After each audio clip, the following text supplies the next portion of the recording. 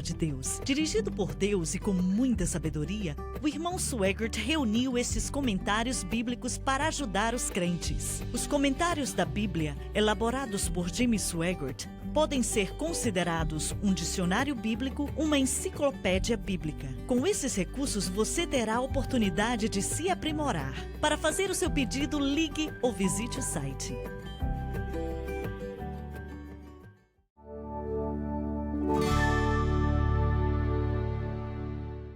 Estamos de volta. As pessoas que não estão estudando para ministrar o evangelho, que não vão para seminário algum e tal, que só vão até a igreja local, se esse povo for ensinado algo errado, se aprenderem algo errado, é impossível que essas pessoas fiquem ali debaixo daquela falsa mensagem, semana após semana, e não ser influenciado por aquilo de maneira negativa. Eu não acredito, talvez alguns consigam ignorar. Por isso é muito importante aonde a pessoa vai para a igreja. Porque eu não conheço nada mais importante do que isso. E a tragédia é que muitas pessoas estão indo para a igreja por razões erradas. Eles gostam do time de basquete que a igreja tem, ou gosta disso, daquilo ou daquilo outro. Mas o principal propósito da igreja é para ensinar a palavra. Supostamente é para isso. Escuta isso aqui. Já disseram nas Assembleias de Deus por anos que se um estudante da Assembleia de Deus for para uma universidade do estado, nós perdemos 80% deles. Eles nunca voltam para uma Assembleia de Deus. Imagina só, nas Assembleias de Deus, isso há anos atrás, quando ouvi essa estatística, e acho que é verdade, talvez até pior hoje em dia. Eu não duvido não, quando você tem alguém jovem, 18, 19, 20, até quando vão para o seminário, eles vão com 20, 21, 22. O professor tem, quem ensina, uma oportunidade poderosa para te colocar no caminho que ele quer te colocar. Na escola, não é a administração que é o coração daquela escola, mas sim o professor, pois é a pessoa que conversa com os estudantes dia e noite e coloca a crença dentro dele. Quando você tem mentes jovens, mentes ativas, especialmente em relação ao evangelho, existem jovens com 19 anos que não sabem o que é ministério, mas amam e querem servir ao Senhor, e ali está um adulto que está no ministério já há 25 anos, dizendo para eles certas coisas, e não é um argumento, não existe experiência para que eles possam argumentar, então assim que eles são ajustados. Até hoje eu lembro de estar em salas de aula em 87, 88, aqui no seminário do Jimmy Swaggart. Ainda me lembro algumas palavras que meu professor falou para mim. Eu não vejo eles mais, eu não tenho associação, alguns faleceram, mas ainda escuto a voz deles até nesse momento, o que eles diziam. É a importância, essa é a força e a importância de um professor. Estabelece uma atitude para o resto da vida em um evento. Se você tem um professor que promove algo que é antibíblico, essas mentes jovens e energéticas, esses corações querem absorver o que você tem e eles confiam em você e vão fazer da vida deles algo que reflete o que você ensina, porque eles têm fé e não é algo fácil. Largar o poder de um professor na escola é o principal. Eu e o Bob estamos ensinando já faz vários anos, com o Dave também, todos nós. Então, é muito difícil para uma pessoa na igreja sair daquela igreja e ir para outra. É muito difícil. E existem razões por isso. Mas, para uma pessoa ficar em uma igreja onde uma falsa doutrina constantemente é projetada, vinda do púlpito, isso é brincar com fogo. No fim das contas, vai destruí-los. Eles não podem ficar escutando aquilo, seja o que for, que está errado ali, sem ser muito afetado. Vocês concordam com isso? Concordo. E algumas dessas famílias têm 3 gerações. Imagina só, 3 gerações naquela igreja. Quando chega com eles, eles não sabem o que fazer, porque os avós estavam ali, os pais ali. Agora eu estou aqui, mas quero sair. E alguns não saem.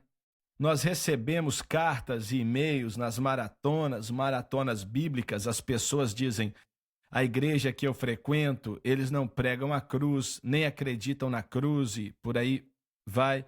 E alguns dizem: a minha igreja está pregando a cruz sim, e por aí vai. Mas se eu sei que isso é meio negativo, mas quando eu estava com uma certa denominação, eu dizia para as pessoas para encontrar, ou dizia o nome da igreja, e ir para aquela igreja, porque eu sentia que eles estavam pregando o evangelho. Várias pessoas me escreviam e diziam para mim: a que você recomendou é pior do que de onde eu saí. E isso aconteceu várias vezes, até que finalmente eu parei. Eu não recomendava nada que eu não tivesse certeza, e é meio difícil ter certeza sobre muitas delas. E isso é... Eu me lembro, há vários anos atrás, depois de um culto de domingo de manhã, 2 casais vieram conversar comigo e eles elogiavam muito o culto, assim: nossa, foi bom demais, foi como água no deserto, disseram isso. E aí eu perguntei para o esposo e a esposa e perguntei: de onde vocês são? Ah, nós somos de Indiana, estamos visitando amigos, queríamos vir para a igreja e viemos. Aí eu perguntei para o outro casal: de onde vocês são? Ah, nós somos daqui.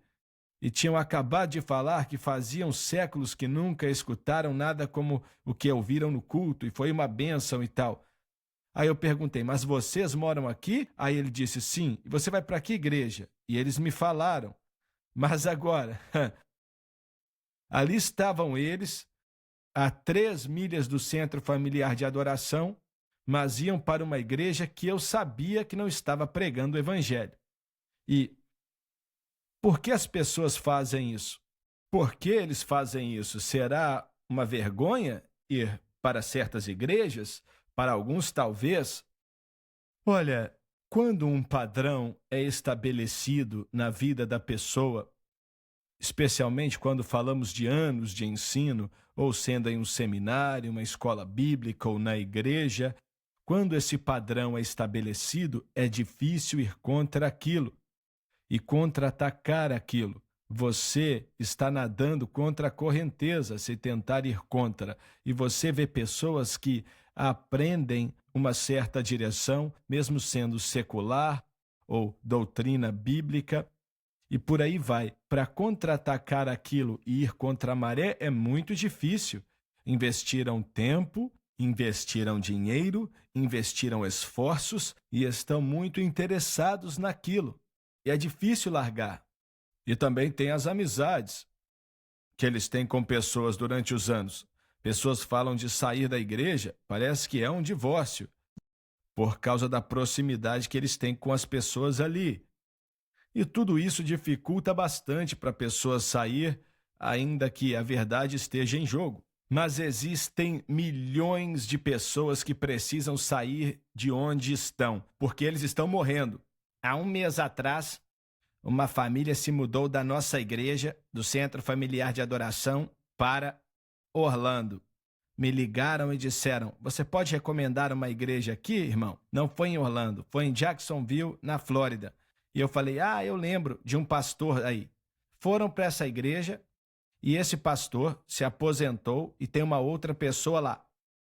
E ela me disse ontem: eu não volto mais naquela igreja. Tudo é pintado de preto, com máquina de fumaça, um rock and roll tocando, e eles não pregam a mensagem da cruz. Eu me desculpei por ter indicado a igreja e falei para ela procurar outra. Olha, mas esse não é um caso isolado. Infelizmente, esta é a história da maioria. É triste, mas é verdade. Não que seja um pecado pintar uma parede de preto, mas declara algo. Entendeu? E não é só isso, é o que é pregado por trás do púlpito e o espírito daquele culto do qual participam. Olha, eu concordo 100% com o que estamos falando, que as pessoas, algumas precisam sair da igreja onde estão, pois estão sofrendo espiritualmente. Tem que ir para uma outra igreja ou talvez assistir o Centro Familiar de Adoração pela televisão, quando não conseguem encontrar alguma. E somente uma observação. E eu tenho uma pergunta. Como é que não vemos o apóstolo Paulo no ministério dele, ou o próprio Jesus, quando falou de falsa doutrina com as 7 igrejas da Ásia? Como que o apóstolo Paulo e nem o próprio Jesus Cristo, eles não defenderam o início de novas igrejas quando havia uma falsa doutrina em uma outra área? Entendeu? Porque haviam, por exemplo, na igreja de Tiátira, Jesus disse, eu estou parafraseando, mas ele disse, alguns não acreditam nisso, vocês não têm essa doutrina. Mas ele não disse, vá começar uma outra igreja. A mesma coisa com a igreja de Sardes. Pareciam que eles estavam vivos, mas na realidade estavam mortos. E ele disse, mas não são todos, alguns não estão assim. Mas ele não disse, vá começar outra igreja. Mas eles começaram outras igrejas sim.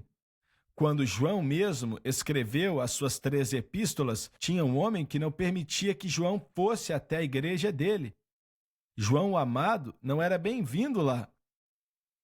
Então, eles não nos falaram sobre tudo isso porque não tinha a ver com o que estava na palavra de Deus, mas eu creio que houveram várias. Eu me pergunto, e você deve saber, pois você ensina esta matéria, com a mensagem sendo primeiramente para o pastor da igreja, que era para corrigir, para que o pastor corrigisse o que estava lá, isso talvez explique. Não, ele disse, agora vos digo, e para todos aqueles em Tiatira que não têm essa doutrina. Então sim, ele estava falando com o pastor, mas também com as outras pessoas. Mas creio que essa admoestação é verdadeira para toda igreja. E o nosso tempo acabou.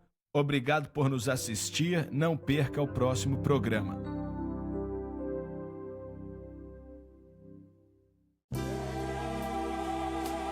Obrigada por assistir o programa de hoje, um estudo na palavra. Assista os programas arquivados online no site sunlifetv.com.